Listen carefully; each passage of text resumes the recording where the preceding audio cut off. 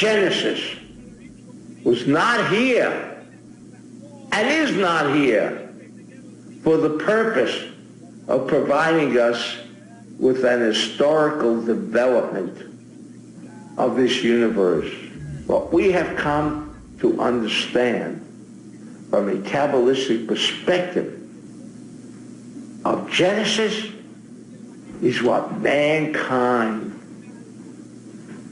so sorely needs today in the way of removing chaos from this very corrupted universe.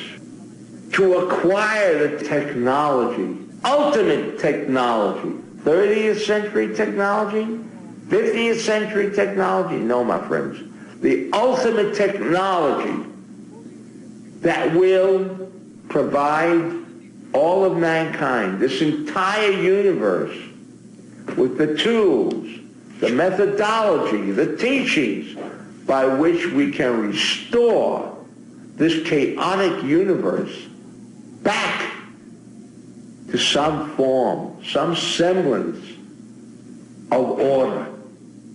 This is what Genesis is all about.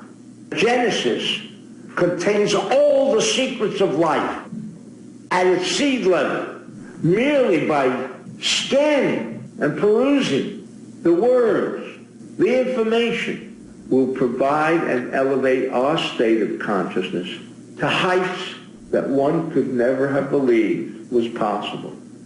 Let us remember, when you listen to the reading, because that's the way you capture all of the technology without understanding a word, because unfortunately the 99% of which we have very little control at this moment has the capacity to embrace everything in the way of knowledge, information, technology. It is that 1% that we place so much emphasis upon is what limits and creates those boundaries by which we say, beyond me. Nothing is beyond us. We merely have to make that connection.